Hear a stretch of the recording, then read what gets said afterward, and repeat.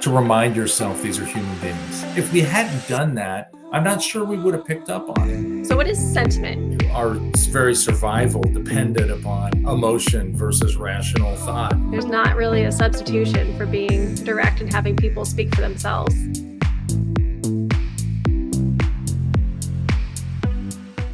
Welcome, everyone. My name is Kim Larson here with Luminoso, and today we're going to be covering sentiment versus emotionality.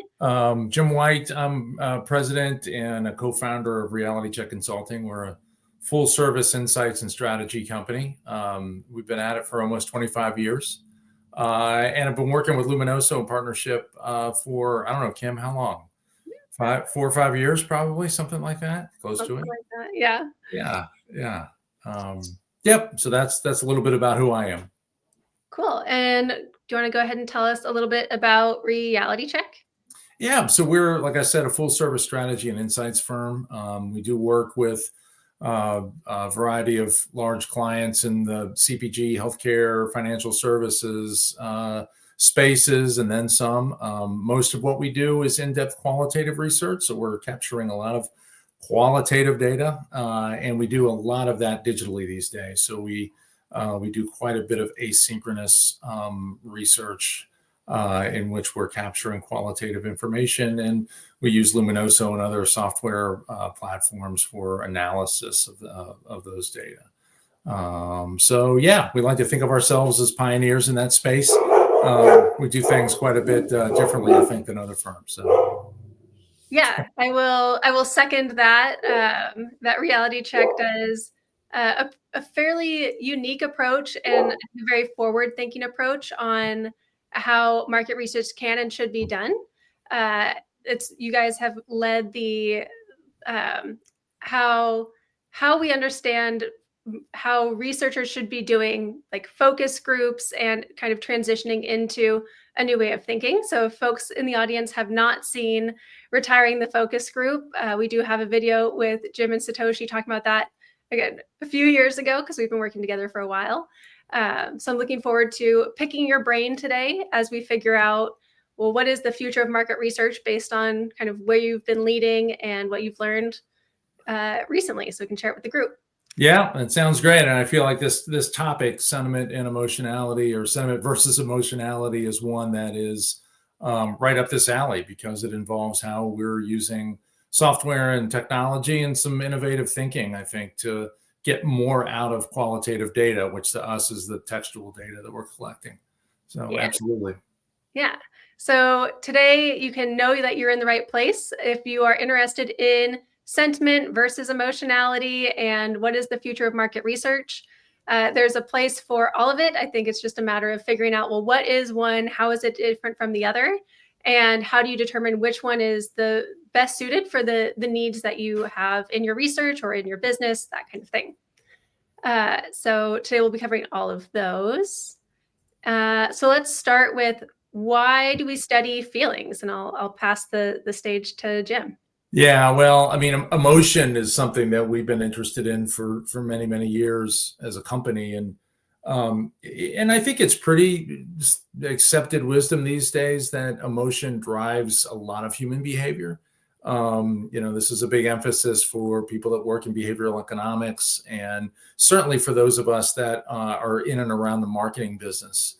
Understanding that tapping into human emotion is how we get people to connect with brands, and why consumers act and choose brands. It's because of the depth of emotional connection. So, but I think just generally understanding not just the degree of emotion, but the types of emotion that are related to behaviors within certain product categories, or the emotion that surrounds different brand relationships in people's lives is critical if you're really trying to understand why your consumers do what they do. I mean, I think oftentimes, and psychologists would be the first to tell you this, people will come up with pretty good rational answers for their behavior if you ask them, but that's not always at the core of why they're acting and why they're behaving. And oftentimes people's emotional drivers, they're not fully conscious of. And we have to use techniques like emotionality and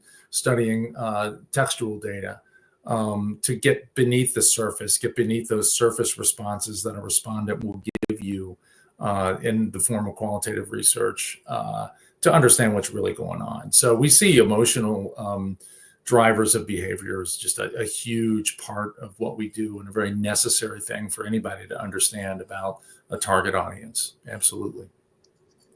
Great. So feelings, they drive behavior, and they are the precursor for what is going to be happening later, I think is a fair way to summarize it.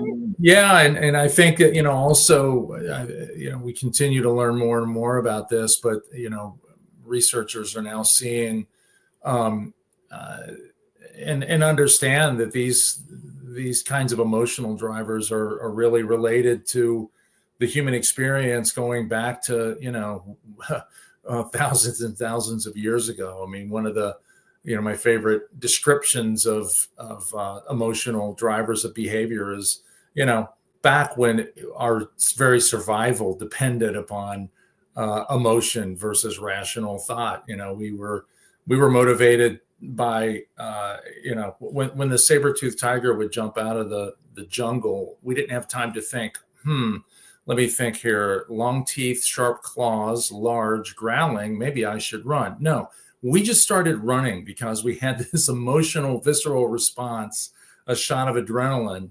And then as we were running, our brain began to kick in and say, oh, that's something I should be afraid of for these reasons. But it was the emotion that drove that behavior first. So this is something that's intrinsic to the human experience and has been part of driving what we do and why we do it for a long, long time. Yeah, it's funny. You've studied a wide variety of things. And your recollection of the saber-toothed tiger bit. Recently, I was walking my dog, and there was a pipe cleaner brush on the sidewalk, and she had that visceral reaction of no, that thing is dangerous. We cannot walk past this brush on the sidewalk that someone had left out.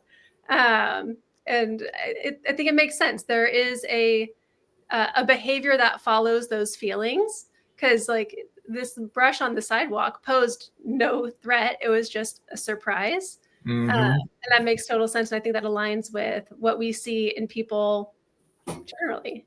Well, and as if on cue, Kim, my two golden retrievers just walked into my office. So dogs are a very significant part of market research. If you hear barking, you know what's going on. So they were right below my desk. Excellent. So we've talked about emotionality a bit. And then the next thing that we wanted to talk about was, so what is sentiment? Because I see on LinkedIn, a lot of researchers are trying to figure out in text analysis, how is your sentiment analysis tool? How is that working? So I can touch on that a little bit, and then I'll pass it if you want to chime in for that.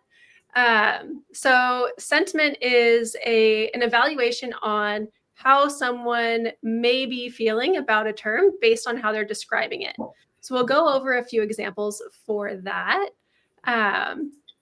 The first example is from the neighborhood study. We talked about, we had a few open ends, and people were sharing things like, how will you remember the neighborhood in 5 to 10 years? What advice would you give to a new neighbor to help them be successful? Things they should try, things they should avoid. And naturally, being Portland and having a gateway to one of Portland's best parks, St. John's residents talked about parks. So in this, we ran the analysis through Daylight. If you'd like to learn more about the neighborhood study and see how Daylight works with some real data, that's not private, because Jim's clients' data gets to stay private in the Jim workspace. But this is public for anyone who wants to see it. If you want to see how folks are describing parks, we have examples here for avoid the park just east of the railroad tracks that has a negative sentiment on parks. Otherwise, we also have one for recommendations of go to the parks. And then we also have neutral statement of fact style communication, where if they're listing name 5 things in St. John's, we have streets, houses, roads, schools, parks. Statement of fact, there's not an emotional attachment communicated in that verbatim. Another example is with St. John's, which would be the equivalent of the brand name for the neighborhood study. So they're talking about their fears. They don't want St. John's to be the new Delta Park. That is a negative sentiment. That's viewing it in a negative sense. And then we have a loved St. John's neighborhood, and a statement of fact talking about SJNA meetings. Okay, so let's go back to Jim. Any thoughts or commentary on how sentiment is or has been used that would be helpful for researchers or business owners in our audience? Yeah, well, I mean, the way we see sentiment is basically valence. It's, you have an object that could be a brand, it could be a park, it could be, anything, an attitude object. And you're essentially measuring it through the language people use to describe that object, whether the sentiment, the valence is positive, negative, or neutral. So we'll look at sentiment if we're just trying to get a general sense for positivity about something like a brand, or if we're testing advertising concepts in Luminoso, we'll look at the sentiment towards 3 or 4 different ad concepts in the textual data that we're getting. So that's basically what we're looking at, is that valence. And that's how we're using it. So it can give you a general kind of pathway into the degree of positivity, negativity, or neutrality around something that you're interested in studying. Yeah. And so from there, one of the benefits of sentiment is how it can be used for calculations. So I'll kind of go back on the main stage. One of the things that we've really liked so context, I'm doing the Masters of Data Science program. So I'm talking to a lot of folks who are data scientists or data scientists in the making. And one of the things that they tend to gravitate to is, well, how can I make it into a numeric? And sentiment lends itself very easily into becoming a numeric, right? You have a positive value, a neutral value, and a negative value. And when you have that kind of categorical segmentation that is linear, you can start to build things with it. So one of the things that we often will point to is net sentiment. We talk about this in a previous webinar with marketing analysts and Rob and James, and they use net sentiment for determining where does the tail skip, or where does the scale tip. That's the word. For figuring out, is something overall majority positive or majority negative, and to what degree is it in that category? So that way you can get a sense of, if it comes down to a majority vote or et cetera, how do we understand that? Similarly, since we have a positive and negative and neutral value, we can also determine the degree of polarization. As we are very aware in 2024 and 2025, some things that people absolutely love, others may absolutely hate. And there's the different category of things. There may be a lot of passive take it or leave it attitudes, and being able to take a sentiment calculation and determine how much energy is behind this feeling can help you determine, is this something that we need to do more research on? Do we need to understand deeper? What are the consequences of it? Polarization and net sentiment kind of give us a sketch or a ballpark on how are the parks doing? How do we feel about safety in the neighborhood? How do we feel about this feature or this capability or this offering? So any notes on that, Jim? All sounds good to me. All sounds good. Cool. So the next piece that we have is, what is emotionality? So we've talked about sentiment. How is emotionality different than sentiment? Yeah. So like I said a minute ago, sentiment's it's valence. It's positive, negative, or neutral expression around an object. Emotionality is something psychologists have been studying for a while, and it's basically the presence and intensity of emotional language that people use to express themselves. So some of us are more emotional in the way we speak than others, but all of us tend to be more have more sort of emotional language, and that intensity of emotion varies depending on what we're talking about. We may be particularly passionate about something in our lives, and our language may reflect a high intensity of emotionality and use a lot of different kinds of emotional words that may not actually show up as positive or negative. So when we're looking at sentiment, you might see a particularly impassioned speech just come across as neutral because the person's really not expressing valence, but they may be expressing a high degree of emotionality. So it's just different. Whereas sentiment is about positive, negative, neutral valence. Emotionality is about the type of emotion that's being expressed and the intensity of that motion. And as Kim was talking about with sentiment, it is numeric data. There are scales now and lexicon systems that have coded thousands and thousands of emotional words on their intensity, and we can actually measure statistically the degree and intensity of emotionality in a passage of textual data. So, and when I say emotionality is about the type of emotion, it's getting to things like joy, anger, sadness, fear that's being expressed in language and all the different shades of that, versus just, is this a positive statement, a negative statement, a neutral statement about some attitude object? So that's in a nutshell what emotionality is. Kim, does that make any sense? Did I describe it well? Yeah, and I think it is aided by having a visual representation. So Plutchek's Wheel of Motion is one that we've worked with at Luminoso for a long time. It's one that, Jim, you're very familiar with. Yeah. Can you give us some more color behind what is Plutchek's Wheel of Emotions and how is it relevant to market research? Yeah, and just to be clear, this isn't the only categorization of human emotion that's out there, but it's a good one and it's widely accepted. So Stanley Plutchek was a psychologist, wrote a book about emotion, dates back many, many decades, but he distilled down what he thought was the 8 core, I think there's 8 of them, the 8 core human emotions. And then as his little diagram moves from the center to the wings, the intensity lessens. So those core emotions that are closer to the center are felt more intensely. And then as you go out to the tails of the little flower of Plutchek's wheel. And by the way, this, I don't know if you know this, Kim, or not, but this is meant to actually be, you can cut the wheel of emotion out and fold it so it turns into this diamond-shaped cylinder. Mm-hmm. You actually do it, which is kind of cool. It's a 3-dimensional graphic. And then you can see the different combinations of emotion creating other emotions that are in between the leaves of the flower there. So it's a nice little schematic that distills down what Plutchek would argue are the core human emotions. But there's other, categorization. There's a emotional, I think it's called the NRC Emotion Lexicon, which is a coding system that not only identifies several thousand emotion words in the English language, but also rates them on an intensity scale.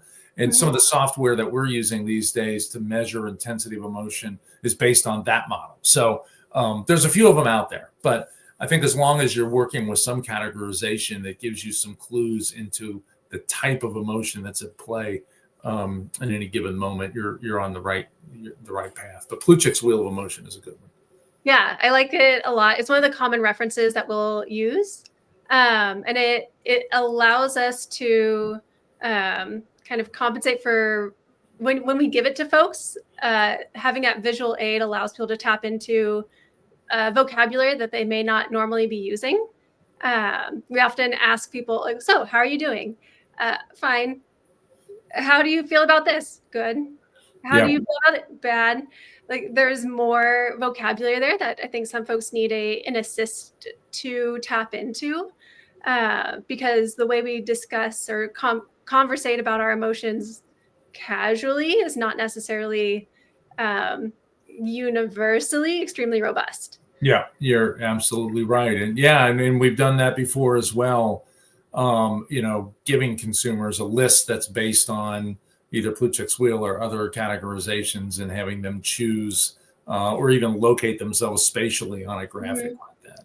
Spoilers for the next slides, Jim. Yeah. So in the upcoming slides, we'll go over how daylight helps enable folks to do emotionality analysis. So we're going to use, again, some references from the St. John's neighborhood data. The way daylight works is it looks for terms used synonymously or in conjunction with the term identified. So this can be descriptors like or emotions like we're going to cover today, but it picks up euphemisms or acronyms in the data based on how these terms are being used naturally in conversational, storyful, natural language. So we'll go over a few of those real quickly. The first one that we go over here is fear. So fear is an emotion that drives a lot of behavior, often very strong behavior, dramatic behavior, more so than people who are feeling at ease or comfortable. Someone who is fearful may do more dramatic changes. So in the neighborhood data, the word fear was mentioned 28 times, and it was used synonymously and in conjunction with terms like concerned, threat, feel unsafe, worry, scared, suffered. And this, or maybe I'll ask the question, Jim, how have you used emotion in daylight? And I'll pop over to the next slide with 2 examples of emotions from the St. John's data. Yeah. Well, a lot of times when we're depending on the level of sophistication of our audience, they may or may not understand what I'm talking about, but we'll use oftentimes an emotional lexicon like Blue Chick's wheel when we're creating active concepts in driver's analysis. So, and that's almost with everything we do, there's an emotional component. So oftentimes when we're creating active concepts, Kim, that we want to analyze, not just in terms of volume, but usually in terms of drivers, we'll be looking at things like product attributes or more rational descriptors within the text, the concepts, but we'll also then create usually a separate field of active concepts that are purely emotional descriptors. And we'll see how those correlate or how those relate to things like preference of an advertising concept that people are describing or brands. So we do that kind of analysis just almost with every analysis we do within daylight. Great. And when I did the local neighborhood study in St. John's, I drew a lot of inspiration from Jim and his team's methodology. So thank you for being thought leaders that I could kind of extrapolate your methodology from. And so what I did is I organized the study, and I knew that emotion was important, right? Like that is a consistent thing among pretty much all of the daylight applications is how are people feeling, and trying to address the challenge of, well, how do I get them to say their feelings? Because I don't want to project an emotion based on a story, because kind of notoriously challenging is if I suspect you're feeling one way, how often am I accurate? Not most of the time. Most of the time, I need people to say on their own what their feelings were. So the standard prompt or one of the best grids that I was able to find to give to my survey takers was pulled from the Yale Center for Emotional Intelligence. This is the ruler mood meter that is used in schools, and it has 2 axes. It has an energy axis and a pleasantness axis, so you're uncomfortable or uncomfortable. Challenges with this visualization, it's a lot. It's really hard to read the words. And in the survey at the end, there's that open-ended feedback of like any feedback or comments, like this is where you get to dump your feel. And people told me in their survey that my survey was not the mood meter specifically was too confusing. It's like, great. So I tried to figure out, well, how do I get people to unlock the vocabulary that I need them to use? Because we did a follow-up study with a different neighborhood not too far away, and we took the mood meter out, but it compromised the results because energy and pleasantness isn't something that people naturally conceptualize. They're like, I feel positive. Sentiment seems to be where people were thinking, like, how do you feel about the neighborhood? It was like one dimensional, and we needed them to tap into 2 dimensions. So we set up this supplementary grid, which has an x-axis, but it's labeled. So it made it clearer. Are we feeling high energy emotions, low energy emotions? And allowed folks to tap out of the how do you feel, good, bad binary. And we can see a broader distribution of where the emotions were coming from. So if you're in the audience, you're more interested in that. We have the results of that study and the methodology of that study. All of that is at luminoso.com. So you can check it out and explore it further there. But this was something that very much helped folks tap into identifying like, oh yeah, I feel chill or comfy or furious or livid, shocked. The stories and the memories and the advice that came from folks who had these more extreme, unique emotions that were outside of the happy to sad binary were incredibly rich.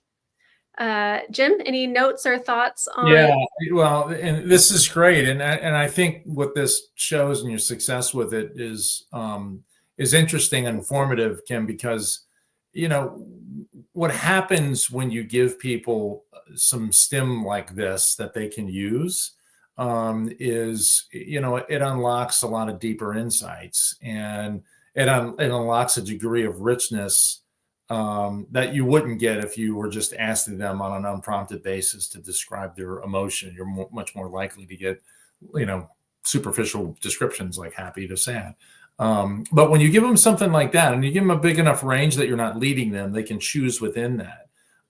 It oftentimes will trigger, much richer stories, and they'll give you more. And now you've also shown them and given them permission to express themselves in a certain way, which I think sometimes, respondents need that. We're asking them to do something that they don't normally do in participating in a research study, which is an odd thing for people. And they don't know what we want or how they're supposed to behave. And oftentimes a word list like this will give them a little cue as to the depth that we're looking for. And that's all they need to tap into that and to give us more. So this is great. This is outstanding. I love giving people stimulus like this.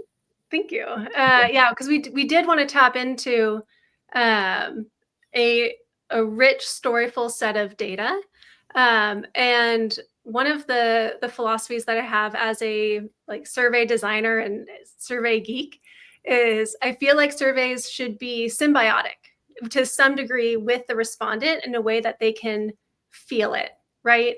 They should know that the survey is either going to improve the product to make it more accessible.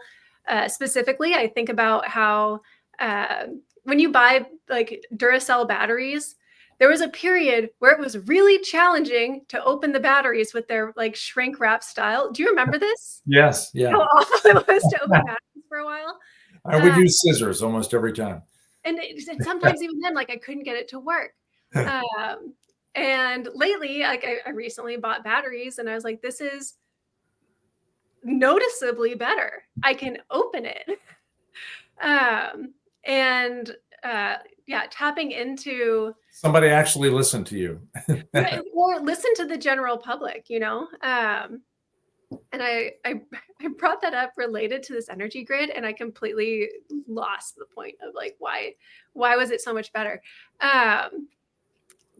Well, I take the point as being you're saying the symbiotic nature of yes. research design, of questionnaire design, that we're actually engaged in a conversation here to make a brand or a product better. Yes, yeah. The symbiotic. Thank you for grounding us in that, Jim, because I was going to lose it. So my goal for the neighborhood study was that people could take it and they could see, if I talk about crossing the intersection, I believe that this data will result in a better lighting, better crosswalk. Or I believe that if I talk about how I want a place for my kids to hang out that is not a bar, that someone will step in and create a kids play place. And we have a coffee shop that has stepped in and filled that void. We had a local business owner. One of the questions we asked is, what is St. John's missing? And people were putting 6-paragraph essays, we need this and this and this and this and this. And one of the themes that came up was, aside from a Trader Joe's, so if you have any contacts or if Trader Joe's is watching this, please let them know that North Portland is craving their presence. We're also missing ice cream. And within a few weeks, one of the local businesses stepped in. They're like, we can meet that demand. We can meet that need. We can make your life better. And so, yeah, one of the symbiotic is a point, but also having a sense of catharsis. Like, even if we couldn't solve any of the problems that they had with the neighborhood, they got to share their stories on some really hard memories, their joys. Like, I taught my kid how to ride a bike, or I don't want to get too dark with this webinar, but some people had some very St. John's has the full range of human emotion. We get down to despair, we get up to enraged, we get to serene, we get to ecstatic. The whole human experience existed with our audience, and this grid allowed them to have those memories and share them with us in really helpful and stunning ways. Yeah, that's great. Love it. So the next piece, without me joining, how has emotionality helped your clients and your teams, and how do you use emotionality? Neighborhood's only one application. And if you're selling Duracell batteries, maybe you don't think you're going to get that emotion. Well, and it's true, and there is variance that researchers are finding across product categories. So I think that's one thing that's important about this is understanding whether you are competing in a category where emotionality is important or not. But we're curious about emotionality and its ability to predict behavior and be connected to consumer behavior and almost everything we do now. It's something that's new for us. So we're finding ways to design for it and to incorporate it in just about every study and the analysis we do. I first encountered this, I've got the article here, in a paper that was in Nature by a couple of academic researchers, Lauren Nordgren, Matthew Rockledge. These are business school researchers. I think Nordgren's at Northwestern at the Kellogg School, and they've done some really fascinating work on the predictive power of emotionality and behavior. So the paper where I first encountered it was a study of a number of online review areas, restaurant reviews, movie reviews. What else did they look at? Book reviews. And they looked at, hundreds of thousands of data points going back many, many years in these various categories. And what they found was the intensity of emotion in the review description was a far better predictor of actual behavior than sentiment. So they looked at the sentiment of those textual reviews. They looked at the emotionality and the intensity of emotionality. And then they correlated that with measures of actual behavior. So actual restaurant reservations, actual box office receipts for the films that were reviewed, actual book sales for the books that were reviewed.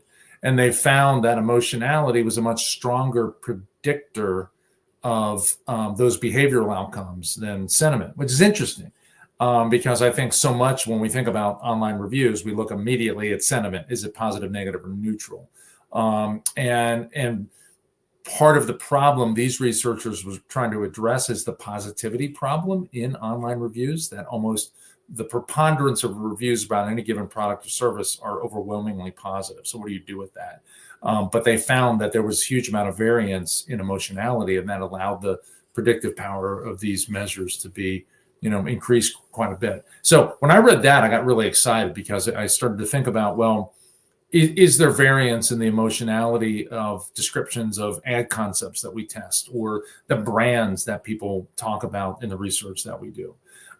So I would say, when do you use it? When do we use it? I mean, anytime that you have reason to believe the type of emotion or the intensity of emotion that people are expressing is somehow related to an outcome you care about.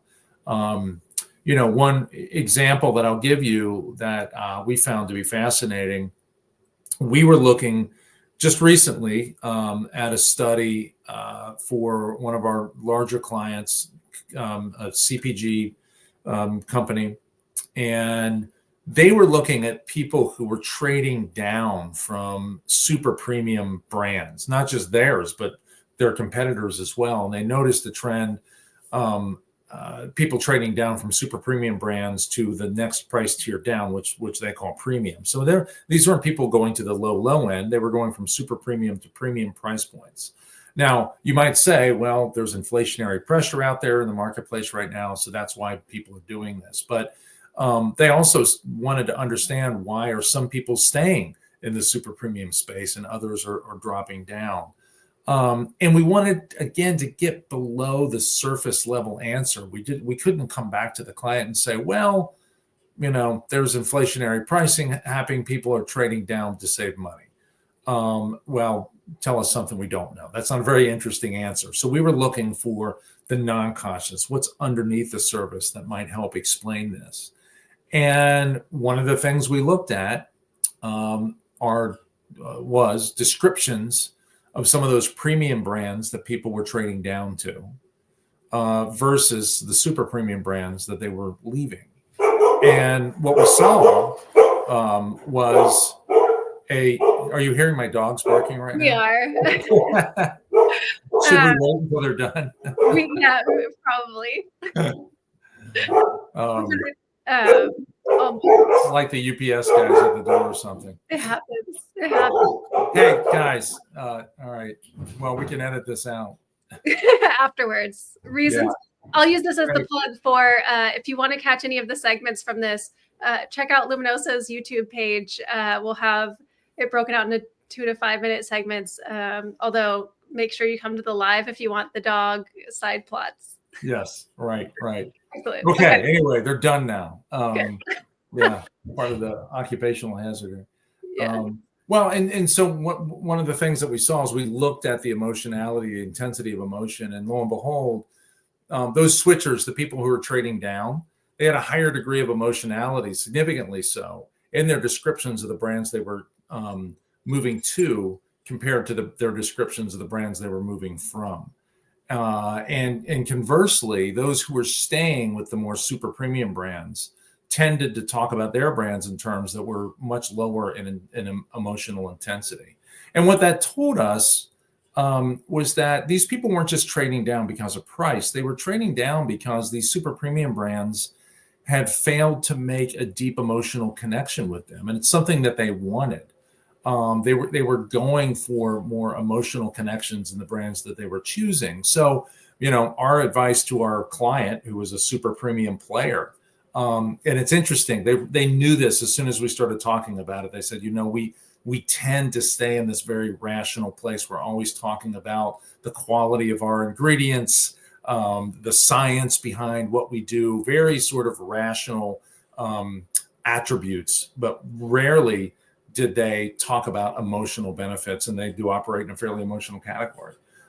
So the emotionality analysis gave us this picture of what was happening beneath the surface, that if we hadn't done that, I'm not sure we would have picked up on it. But it was the numeric data of that emotional intensity score where the difference between these two consumer groups and these two groups of brands really jumped out. So there's just a very recent example of how we've used this to light a pathway forward analytically that we just wouldn't have seen otherwise. Helpful. Yeah. Well, and the other thing I'll point out, Kim, and again, not to cast aspersions on sentiment, but I'm always trying to move on to the next thing. And what sentiment also didn't reveal much variance there, because these people were very positive about the brands they were leaving. So they would talk very positively about a super premium brand they were departing from, and also very positively about the new brand that they were moving to. So sentiment really didn't create the variance that we needed to see what was going on there, but emotionality did. Yeah. And I'm always curious how folks are playing with the St. John's neighborhood data, because we see that in that data set too, right? When we say how we remember the neighborhood in 5 to 10 years, people are pointing out memories from when they moved in or from 5 or 10 years ago. and they're recognizing if things continue the way they're going, or if things go this way that I'm fearful of, then I'll leave, right? There's that churn component, because it's common to remember some things fondly and recognize that times change and they are not what they were. Or personal needs have evolved of like, hey, now I need more space, or now I need to live closer to my family and they live out in the suburbs. Like there's a bunch of options there. And it's all present there. Yeah. So I'll take the next bit on, well, when do you use sentiment? I think sentiment is good if you have, if you're tracking sentiment over time, like if you've been using sentiment for 10 years and you're trying to track, like employee surveys may be a really good application for this, because your employee culture, how you feel about managers, if your sentiment is going down, that is a very quick and easy way to figure out, oh, there is a change there, right? Using the open ends. Or if there is a sentiment change from 10 years ago, if you're tracking this consistently, that is a very reasonable application for sentiment. Or if you need to distill it down and it's part of a larger analysis deliverable, and sentiment is just a corner piece because you're also looking at drivers or metadata, sentiment can be supplementary. One of the examples that we'll often use with sentiment paired with drivers is whether customer service is making things better or worse, right? You only go to customer support after you've had an issue, but how folks are describing it tells you, well, like, because it's not customer support's fault that they had the issue in the first place. It's on them to figure out if they can fix it. Sentiment tells us whether that experience was positive or negative. Because if you have an issue with your internet going down and then you're on customer support hotline for 4 hours and the issue is still not fixed, that is something worth addressing that can be pretty straightforward. So, Jim, any thoughts on sentiment or customer support? Yeah. Customer support, no, can't help you there. I have had only tremendous customer support experience. And context for the audience, I am Jim's customer support, so that's right. The game is rigged.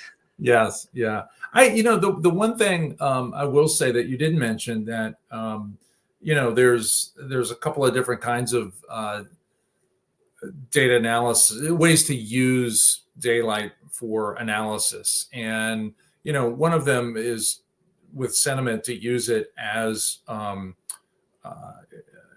to describe the data, basically to report it. Here's where we are in terms of net sentiment. Here's where we are in terms of positive versus negative sentiment. But we're probably using it more often than not as not an end result that we report, but a pathway into the data set. So we're using it as part of the analytical process. So let's go in and take a look at our positive sentiment cases around a certain attitude object, and then let's explore those people and those comments and see what's underneath them. So we're using it really as kind of more of an active analytical tool to help us wrangle the data and get to sort of deeper levels of understanding of what's going on there. So just one other application that I think is worth pointing out. Yeah, I think that it's a really important point to make, that a lot of open ends are often discovery centric. One of the things that we point out with the neighborhood study is there was not an expansive amount of quantitative 5-point scale questions in the survey. I wasn't sure what questions we should be asking or how those questions should be phrased. We were in that discovery cycle of, well, who lives here? There's 13,000 people that live in this part of the Portland city. How do I even start to figure out what the questions should be, what their priority, we were having them define words. Like, what does livability mean to you? How are we going to improve something that we haven't yet defined? Yeah.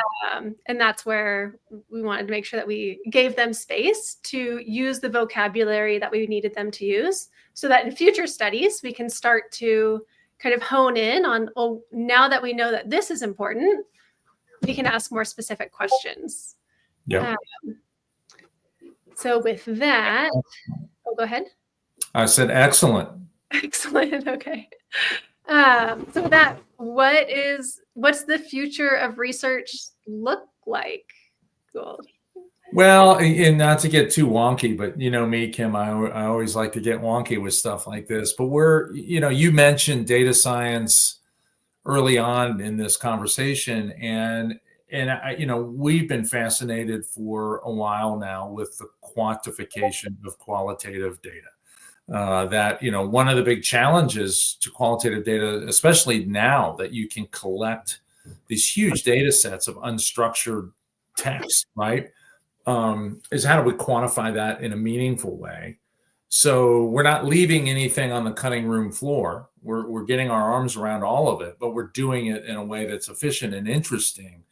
And I think that sentiment is a way to do that. I think that emotionality is a way to do that, because we can now um, use really interesting statistics to describe these vast data sets and then correlate them with other interesting things. So it really is a quantitative approach to qualitative data, which is fascinating to me. And it allows us to see patterns in relationships that you just can't see and you can't get your arms around with the naked eye.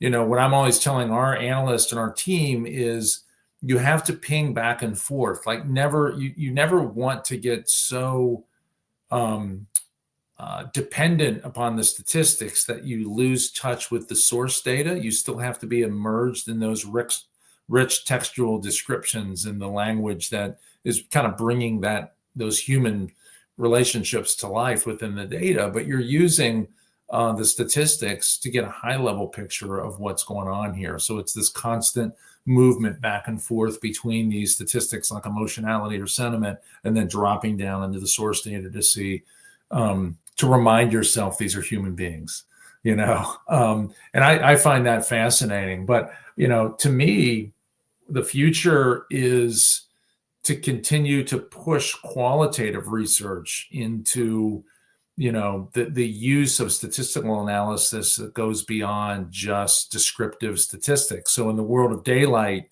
that would be, for us, it's getting beyond just volume, and looking at the volume of references of concepts within a data set, and pushing into something like drivers where we're doing multivariate correlations. And we're doing the same thing with emotionality. What can we correlate with emotionality? So we're beginning to do some predictive analytics. We're beginning to do modeling. We're looking at relationships within data rather than just descriptive statistics. That to me begins to get really interesting. And because we have, rich AI-driven text analytics tools at our fingertips now, we can begin to do that. That's the exciting way forward in our business, and that's what the future looks like for us. When it comes specifically to emotionality, as I mentioned before, we're now looking, like in every study we do, we're like, okay, how can we work emotionality into this? Because it dovetails so nicely with something we've been interested in for decades, which is the presence of emotion and as a motivator or driver of human behavior. But it now gives us a metric, a statistic, a numeric, as you said earlier, to see that in large data sets, which is really exciting. So yeah, all kinds of future opportunities here. How about for you guys? I think one of the things that I often ground myself in is when we're working with data, good data analysis tells a story, right? We talk about storyful data. We talk about data visualization and how do you tell a story with your data? And I think a really critical piece in checking how well that analysis or that data is representing the true story is to make sure that we don't forget to ask the respondents what their stories are and what that story should be, right? Because it reduces that speculation. You may have a full like 20, 200, some surveys, I've seen them, they exist, the 200 question surveys. Uh, um, they can be really fine tuned, But we want to make sure that we are grounding it in, because like you said, there's a real person behind every survey if you are doing your survey QA correctly, right? And we want to make sure we respect and honor those as we do our research. So that's my take on it, is make sure we're asking the questions, because there's not really a substitution for being direct and having people speak for themselves. Yeah, absolutely.